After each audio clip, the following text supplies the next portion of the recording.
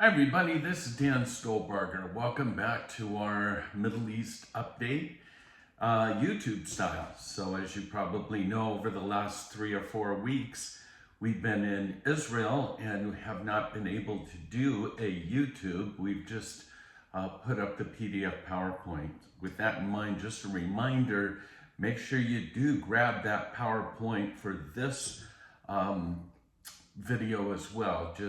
It's helpful. There's always more information on the PDF PowerPoint than there is in the video itself. So it is the week of it is the week of March 27th, and we're going to look back upon the events that have taken place this week.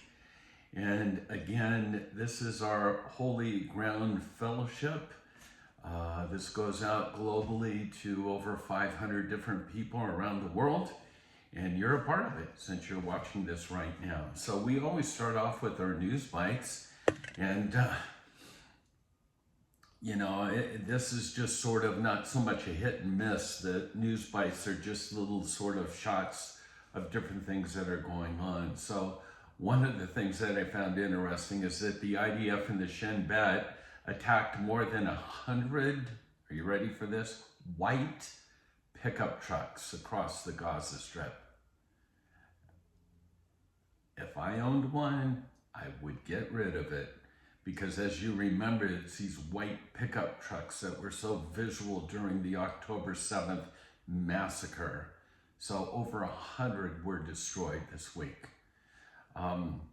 Again, with what's going on now that Israel is back in Gaza, Hamas running out of options, and so they're threatening that all the remaining hostages, Israel's believing that there's 24 that are alive, but Hamas is now threatening that the hostages will only be returned in coffins. This is who you're dealing with.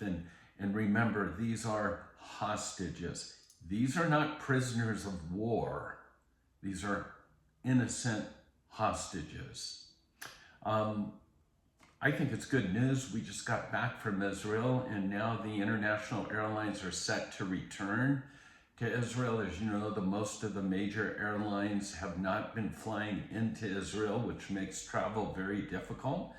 But I'm reading that at the beginning of April, Delta Airlines and some of the, like I said, Delta, United, some of the big ones are going to resume flights into Israel. That's good news. One of the things that we often talk about is that there will never be a change with the legacy of hate that Hamas has fostered among the Palestinian people until the textbooks of the children are changed, because from birth on, this insidious hatred has been, in a sense, poured into the minds of Palestinian children. And so it glorifies violence, it highlights martyrdom, and once again, only paints Jews as, in a sense, monkeys and pigs. Until that changes, there won't be a change. And then finally, after suffering such a massive loss with the whole pager explosion, it seems as if Hezbollah is now focusing and turning its attention to cyber warfare. An investigation that just came out indicated that there are now, within Beirut, under the Hezbollah sort of banner, there's over 300 hackers in the digital command center. And again, their whole goal is to infiltrate and cripple Israel. Okay, so now we're going to move on to our major articles. We start with Bibi's strategy. The reality is what's taken place with Israel going back into Gaza, splitting it in half.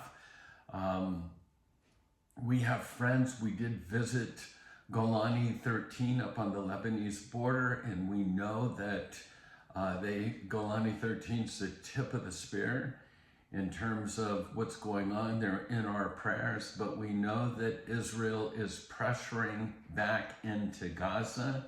And Bibi's basically saying because of what's going on, we're seeing protests. We'll talk a little bit more of that. But he sees this as, in a sense, his policy of stopping this ceasefire is actually working. So, as his words, as long as Hamas persists in refusing to release all of our hostages, the pressure we apply will become stronger and stronger. And then with this caveat, this includes capturing territories, annexing, taking land from Gaza. So that strategy, once again, seems to be working. The reality in this next article is that Hamas used that ceasefire simply to rearm. And the truth is that, and this report says that the Hamas terror organization still constitutes a threat to Israel. The group has retained thousands of fighters and much of its underground tunnel system, its infrastructure, and probably has used the ceasefire primarily to reinforce and resupply its military, its munitions, so it can fight again. Make no mistake, Hamas is making it crystal clear. They will do everything possible. And another October 7th, yeah, that's in the cards for them. They make no bones about it. We'll do that and we'll continue to do that. There will not be peace in the Middle East. There's not a way to go about this diplomatically. Hamas must be destroyed. And then we've got the situation with Iran, obviously the head of the snake, the head of the octopus, or whatever you want to paint the picture as.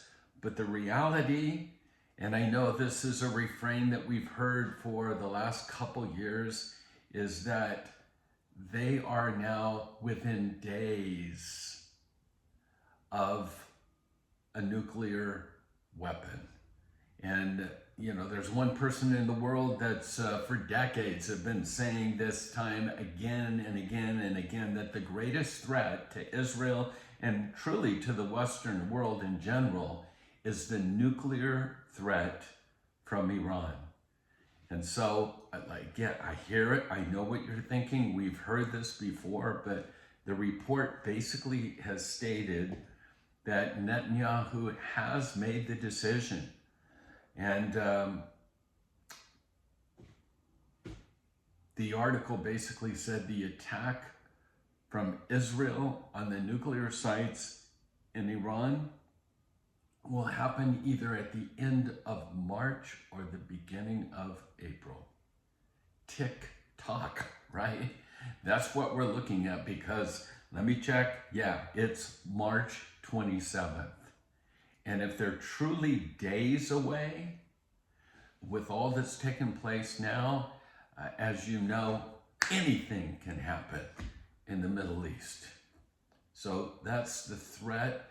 And this is the follow-up. This is what I just read today. Netanyahu's mouthpiece, Yaakov, I don't know, I'm going to butcher his last name, Bardugo, quote, "My assessment is that Israel is heading towards bombing Iran in a very short term. From the Israel News Pulse U.S. intelligence report, quote, Iran could go nuclear in less than a week. For the first time, the United States estimates that Iran has significantly shortened its path to a nuclear bomb with a breakthrough time of less than a week. Following a dramatic increase in its stockpile of enriched uranium. And so again, the previous estimates were a couple weeks to a month, but now the U.S. intelligence report, the commander of the U.S. Strategic Command warns that the situation now is imminent and is much more serious. And now we focus on Gaza, the day after, Trump's plan. How do you deport, or how do you, in a sense, move out the Palestinians from the Gaza disaster? I mean, if you've seen the videos and the photos, and it literally just needs to be leveled and rebuilt. So again, the U.S. is giving strong incentives to Egypt, and it's kind of gone back and forth. It's interesting that no Arab country, interesting, isn't it, is willing to take any of the Palestinians. But from the UAE, kind of back-channeled message to Egypt from the Americans is literally saying, you need to take in between 500,000 and 700,000 Palestinians from the Gaza Strip into your territory. If you do so, the U.S. is basically saying billions of aid will be funneled into your country. And so this is the incentive. And even though it's sort of like, if you do this, we'll help you with your deficits, your economy, or whatever. But, and there is a but, if you don't, all of those resources will be taken away, and a lot of the American aid that is currently being given to Egypt will dry up. So that's why it's a delicate matter, and we see Sisi kind of going back and forth, saying, yes, we'll take some in. No, I didn't really mean that. It's back and forth, but this is the bottom line. A couple more. We've talked about, I alluded to the protests that are taking place in Gaza at this point in time. Hundreds are staging protests in northern Gaza, chanting, Hamas out. They want to get out from under the Hamas control. Truly, the protests, on one side, the protests are the most significant since the war began, and it seemed to be organized through social media platforms, but don't be fooled. These crowds that are chanting anti-Hamas slogans can simply be soldiers now with civilian clothes on. These are the same people that not only cheered the hostages when they were kidnapped and paraded through their towns, and also came out for the debacle of the exchanges. These are the same people that burst through the fences and were part of the pillaging and raping and murdering of Israelis. So I'm not buying in 100% that this is legit. So we'll keep our eyes on it, but the reality is I think it's another ploy of Hamas just to stay alive. That's all they're trying to do, is to be able to stay alive and to stay put. And then David Friedman, this is our last article, the former ambassador to Israel. I very much enjoy his writings. I think he did a stellar job, but he speaks truth here as far as I see it. And this, again, is the day after for Gaza. He says, quote, nobody is going to invest billions of dollars into Gaza if the municipal services are being controlled by the Palestinian Authority or Hamas or truly any other Arab group.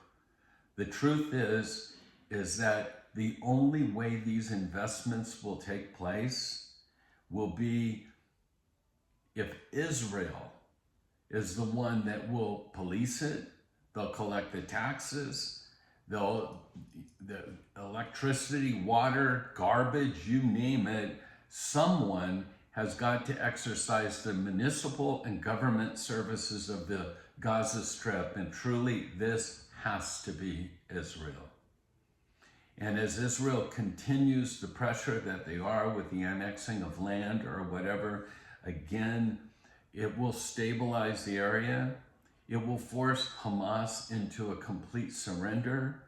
Because the truth is that when Hamas no longer controls territory, they don't care about the people, but they do care about the land.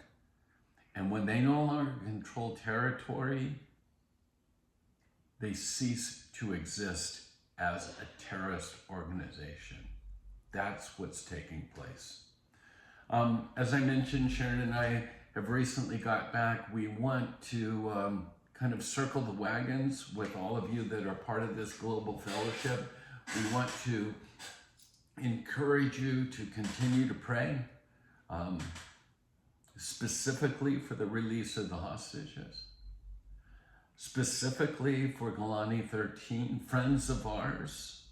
We know one of the commanders that tip of the spear, they're in the middle of it right now. Please keep, we actually had lunch on the Lebanese border, an amazing time, and Holy Ground has been able to assist in supporting the Golani 13 force, and through our Israel support fund or whatever. So again, these are relationships that we value, so be praying for them.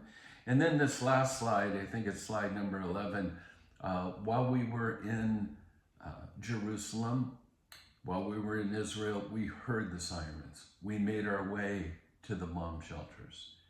Today, last night, I should say, this is a picture of rockets. Yes, David Sling and Iron Dome is effective. The Houthis are launching from Yemen, and the majority, if not all of those, have been taken out sort of in the atmosphere, but the debris and the shrapnel that falls continues to be a threat. This picture here is a picture of Jerusalem last night when the alarms go off. So again, pray for the peace of Jerusalem. Pray for the Golani boys and girls. And again, that the hostages would be released. Again, I know this is a bit long.